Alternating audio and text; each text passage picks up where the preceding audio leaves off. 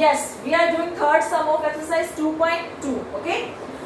Now we have to check whether the value of x is 0 of the polynomial or not. I told you previously that how can you find the 0 of the polynomial. 0 क्या होती है? 0 means root. Root means आपने px में x के place पर क्या put करना है कि ये पूरा कंप्लीट क्या बन जाए? 0 बन जाए. Okay, this is your root ना. रूट कैसे निकालते हैं कि इस px पॉलिनोमियल में what value of x we have to put that this complete equation becomes 0. Okay, अब हमें चेक करना है कि x की वैल्यू गिवन है कि ये इसका रूट है या नहीं है, ये इसकी 0 है या नहीं है. इट मीन्स अगर मैं ये इसमें पुट करती हूँ, अगर answer is 0 that means this is the root और 0 ऑफ दिस पॉलिनोमियल. यही आपको चेक करना है. ओके, यस, आप लिखोगे put x equal to -1/3 in p of x. आपने x की वैल्यू को px में पुट करना है. पुट करो, p ऑफ -1/3 है ना, तो -1/3. 3x 3 क्रॉस -1/3 प्लस 1, यही है ना. आप ऐसे कर लो, 3 से 3 cancel, -1 plus 1 equal to 0.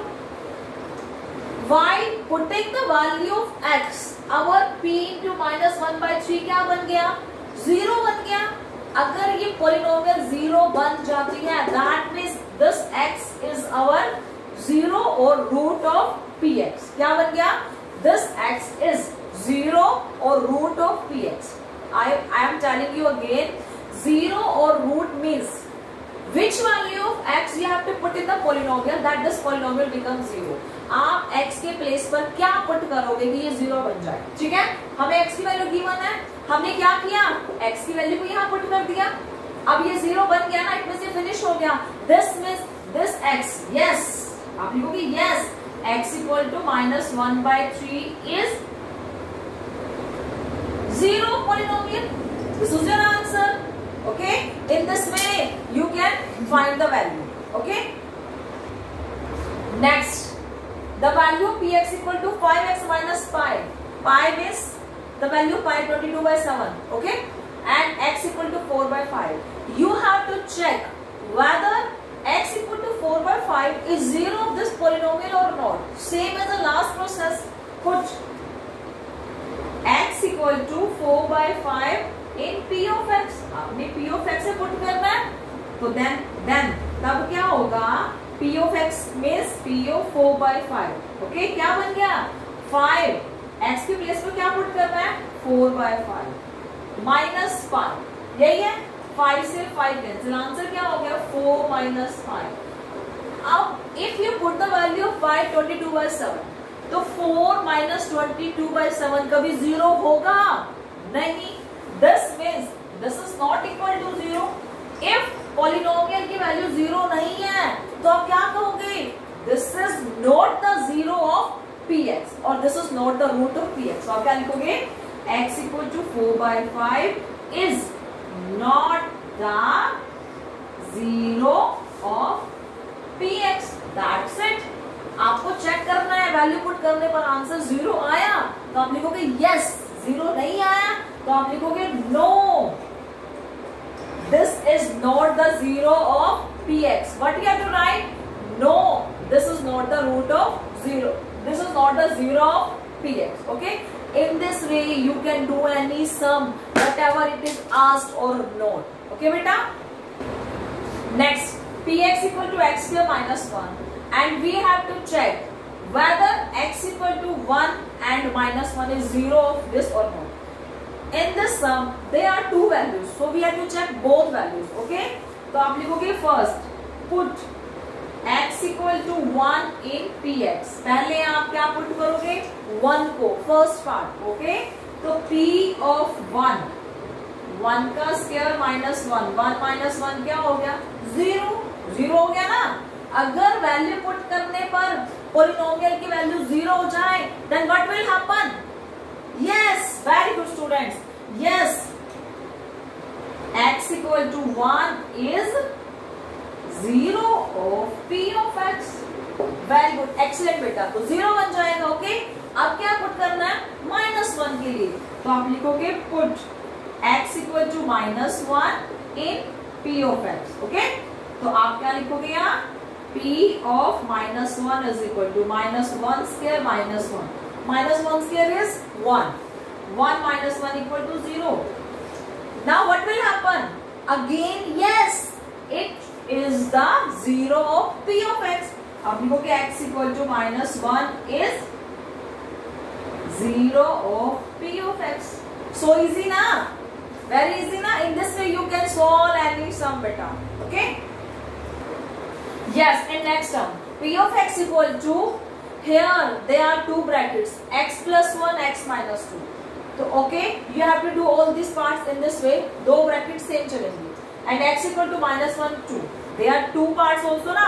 So we have to put two values differently. Firstly, put x equal to -1 in px. Because there are two values. So separately we have to put all these value different. Okay?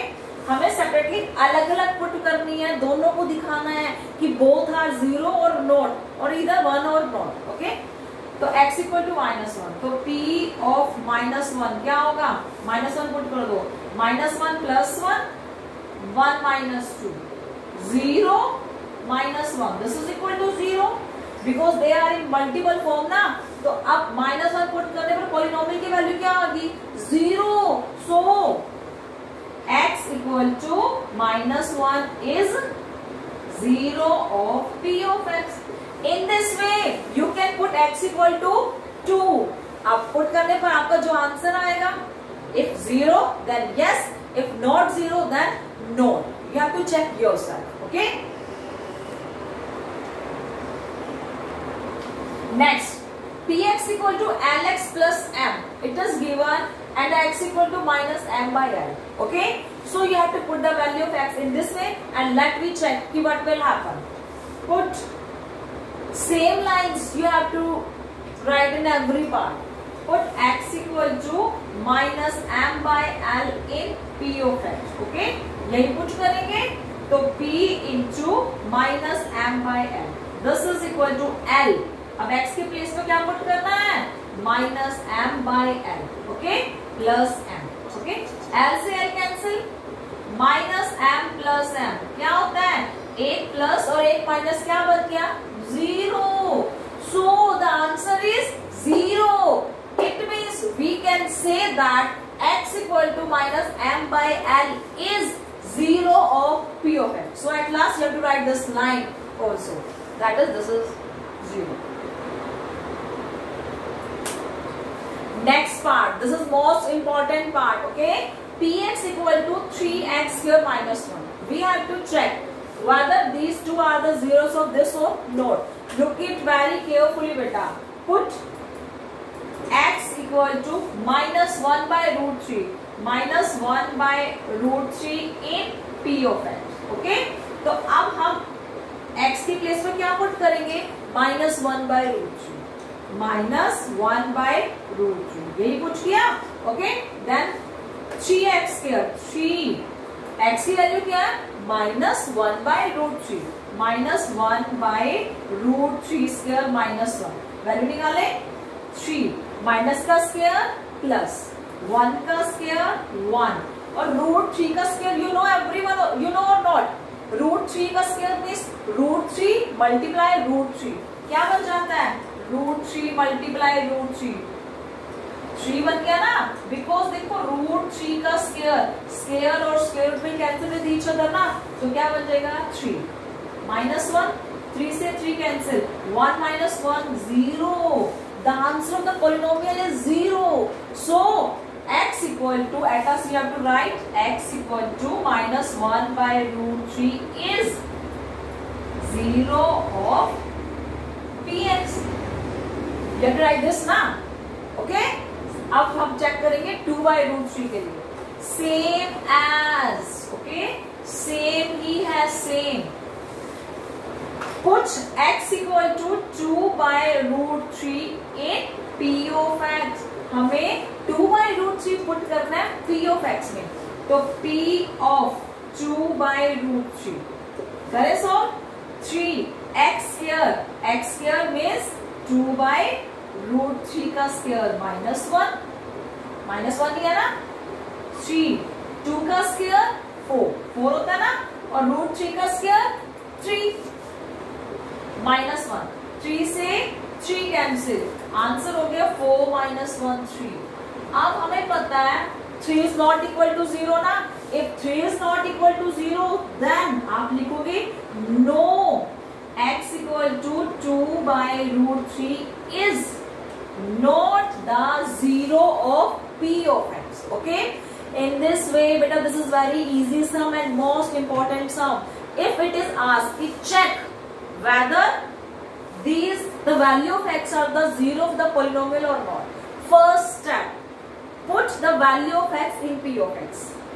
It is whatever the value is given now, you have to write put the value of x in p of x. अब आप p of x, p x के place में value put की, this is equal to जो value वहां भी वो value put कर दोगे। After solution if the answer is 0 then you have to write yes it is 0 of the polynomial.